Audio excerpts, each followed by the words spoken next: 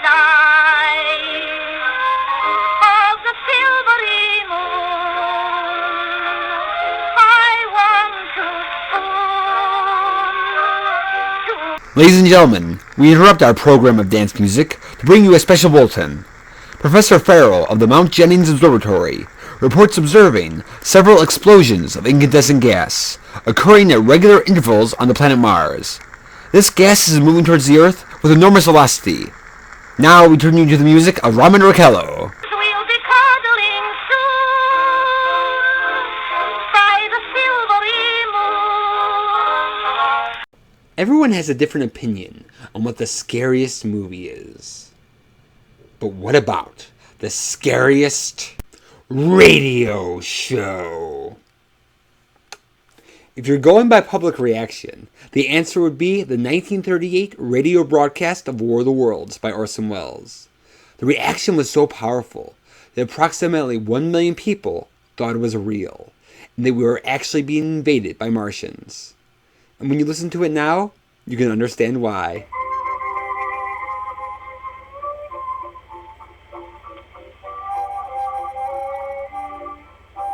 In the 1930s, Orson Welles was a popular radio personality and theater director, and him and his friend John Houseman created the Mercury Theater Repertory Company.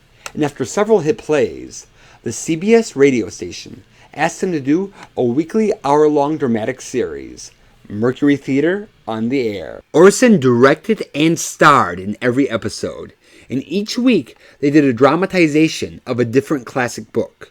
The reviews were good, but the ratings weren't. They couldn't even get a sponsor. But Halloween was coming up, and Orson thought, let's do a scary episode to beef up the ratings.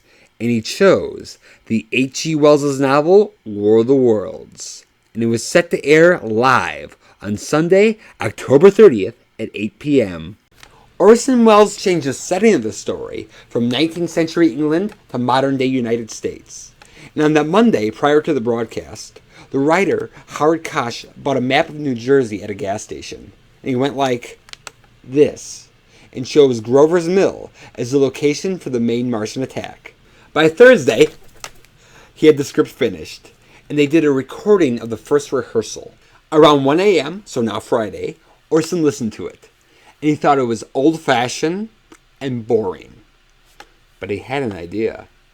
Earlier that evening, he had listened to a radio play called Air Raid, which was a fictional story, but done in the style of a series of breaking news bulletins. And he thought this would be a great way to make this dull script more exciting. They rewrote it, they rehearsed it, and Orson was so brilliant that by Sunday evening, they were all ready to go. At 8 p.m. on Halloween Eve, the show went live. It began like a normal radio show, but most people missed the beginning. Most people were listening to the ventriloquist Edgar Bergen and his dummy Charlie McCarthy on the Chase and Sanborn Hour. But when Nelson Eddy came on, they changed the channel and happened to land on CBS, while that news bulletin style was already in full swing, and people thought they were real news bulletins. Police stations, newspapers, AT&T operators, and CBS radio were being flooded with phone calls. People were fleeing their homes with all their possessions, and with wet cloth on their mouths so they wouldn't breathe in the black smoke coming from the Martians. There were traffic jams. In Grover's Mill, some people formed a posse to kill the Martians, and one person shot the water tower because he thought it was a spaceship. In Indianapolis, there was a lady screaming on a church pulpit, "The end of the world has come."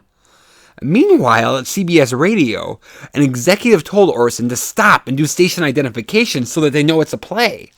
But Orson was on a roll, and said if people are scared, that's good. That's the idea of the show.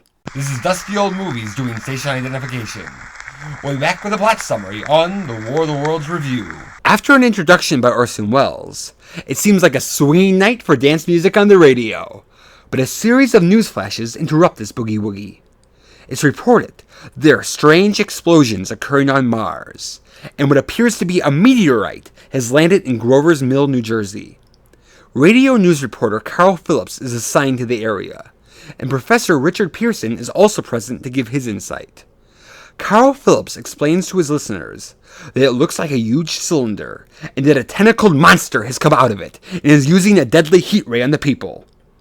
The newsflash ends due to transmission failure. More bulletins come in, informing the listeners that more Martians have landed and are destroying the United States. During the final third of the show, they stop doing the newsflash format, and it focuses on Professor Pearson seeing the ruins left behind. He makes his way to New York, where he finds that the Martians have died from our germs that they have no immunity from, and life eventually goes back to normal. Radio of that era was a new and unique medium. It had authority. When something important was going on, you turned on that radio. It was the first ever instant news, and even the President of the United States spoke to you on the radio in his fireside chats.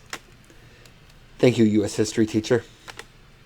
However, it also inspired you to use your imagination, because you were picturing in your mind what you were listening to, similar to what you do when you read a book. And Orson Welles used both of those aspects to their fullest potential to make War of the Worlds as real and therefore as scary as possible. During the rehearsals, which were Sunday afternoon, Orson focused on making their news flashes sound like real news. Frank Reddick, who played the reporter Carl Phillips, studied the voice of the reporter of the Hindenburg disaster and emulated that sound of anxiety turned to terror while still reporting. And Kenny Delmar, who plays the Secretary of the Interior, did his spot-on Franklin Roosevelt impression, and the audience thought it was really the president. The story starts with the end of the weather report, and there's an atmospheric disturbance in Nova Scotia of unknown origin. And here, you get your first inkling that something is wrong. You get sporadic news flashes of explosions on Mars, then a meteorite. So like a real disaster, the warning signs are building, and your imagination is pulled into the excitement and drama. It all culminates to the Martian arrival and attack at Grover's Mill. Ladies and gentlemen, am I on? Ladies and gentlemen, I'll give you every detail as long as I can talk. More state police have arrived. One man's having an argument with a policeman. The policeman wins. A hump shape is rising out of the pit. I can make out a small beam of light against the mirror. What's that? There's a jet of flame swinging from the mirror. It leaps right at the advancing men. It strikes them head on. Good Lord, they're turning into flame! Now the whole field's caught on fire. The woods, the barns, the gas tanks of the automobiles. It's spreading everywhere. It's coming this way. Oh, 20 yards to my right!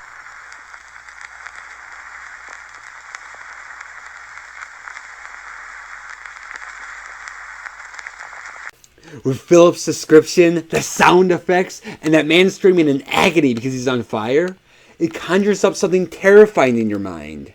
And to have it end with dead silence, that long pause, is so dissettling. In horror movies, scenes like that usually end with a big ah! But here, they stay true to what would happen in a real newsflash. The radio equipment would be destroyed right along with Phillips. Plus, you never hear dead silence on the radio. So your gut reaction to it is, oh my god, something is seriously wrong. In movies, they would use big special effects to convey these horrors.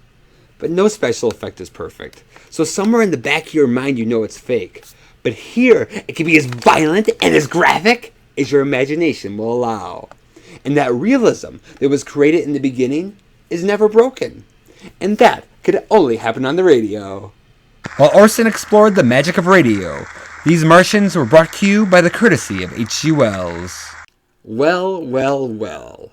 Most of the details of these Martians come from the novel by H.G. Wells, but they work perfect for radio, and they are some of the most monstrous Martians you'll ever meet. Phillips describes the Martians as having huge, bear-like bodies.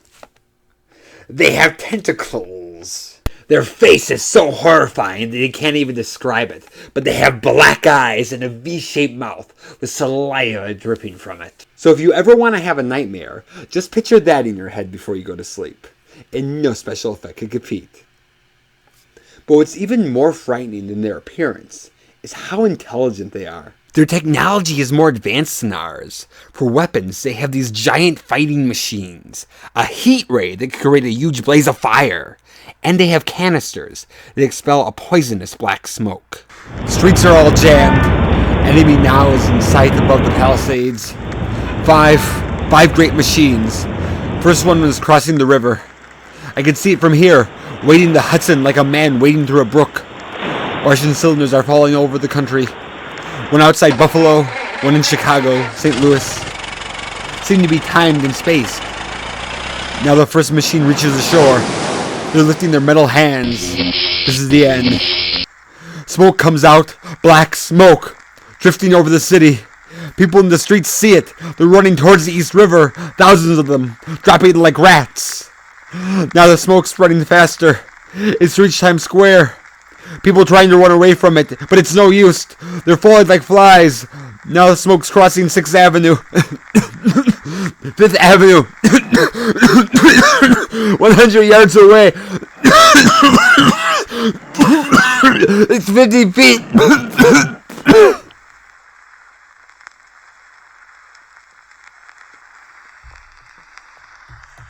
For the believers in the audience, this worked perfect, because they were psychosomatically smelling the smoke. The Martians also have a well-thought-out strategy. They destroy power lines, bridges, and railroads. They're not just killing us, they're disorganizing us and cutting us off from each other, so we can't fight. Their initial attack is the middle of nowhere Grover's Mill, because they're not prepared for a big attack yet. But as more Martians come with more machines, their targets get bigger, with New York City as the ultimate objective. Even the way they die is scary. They die from diseases from our germs that they have no immunity from. So we don't have the physical or mental power to defeat them. We just got lucky. But they're so intelligent, to me it leaves it open-ended. Could they develop a vaccine and come back? If you're mad about Martians, you'll be in awe with the acting of Orson, coming up next. Along with being a genius director, producer, writer, artist, and magician, Orson Welles was also a genius actor, with this captivating deep voice that made him perfect for radio. I was a student in Geneva. There was a girl. The night before I was to leave, we went out on the lake together. Orson plays both Professor Pearson and the narrator, and he brings so much depth to the intelligent and moral Princeton professor that when the story switches from the news flashes to a traditional narrative with Pearson as the main character, it's just as gripping as the news flashes. It flows well too, because the first 2/3 are dealing with this mass destruction of the United States, and then the final act is one man picking up the pieces. However, my favorite Orson moment is when he's the narrator and he does the final speech. This is Orson Welles, ladies and gentlemen. Out of character to assure you that the War of the Worlds has no further significance than as the holiday offering it was intended to be. The Mercury Theater's own radio version of dressing up in a sheet and saying boo. So goodbye, everybody, and remember the terrible lesson you learned tonight. That grinning, glowing, globular invader of your living room is an inhabitant of the pumpkin patch. And if your doorbell rings and nobody's there, that was no Martian. It's Halloween. That speech is the essence of Halloween. I just scared the pants off America. It's all fake, and wasn't it fun? 10 minutes after he was asked, Orson Welles finally did the station identification break. He did it when the show switched formats from the news flashes to Professor Pearson. But by then, the believers in the audience had already fled their homes and weren't listening anymore. After the cast and crew completed the broadcast, they discovered policemen waiting in the lobby of the radio station. At first they thought they were being arrested, but it was actually for their own protection. For a solid week, this was front page news. There were even some exaggerated stories of people having heart attacks and committing suicide because of their fear. CBS was faced with lawsuits and an investigation by the FCC. At the end, CBS didn't have to pay any damages, but they voluntarily made the promise to avoid using the fake newsflash format in the future. The morning after the broadcast, there was a press conference where Orson Welles gave a heartfelt apology. He was faking it, and it actually helped his career. The publicity got Mercury Theater on the air sponsor, Campbell's Soup, and it got Orson Welles his Hollywood contract at RKO, where he was able to make Citizen Kane, which is considered the best movie ever made. In 1949, a radio station in Ecuador performed the old War of the Worlds script, and the same hysteria happened again, with people believing it was real. But this time, when people found out it was fake, they burned the radio station to the ground, and 6 people were killed. Orson Welles' War of the Worlds broadcast has become part of American mythology. It has been written about, dramatized, taught in school, and even parodied. Some companies still make radio dramas, but for a lot of people, they're seen as something obsolete. Excuse me. The TV replaced. But when you listen to Orson Welles' War of the Worlds, you realize how special the medium could be and how scary it could be. So I give it 4 heat rays out of 4. Thank you for watching Dusty Old Movies. And beware of the black smoke.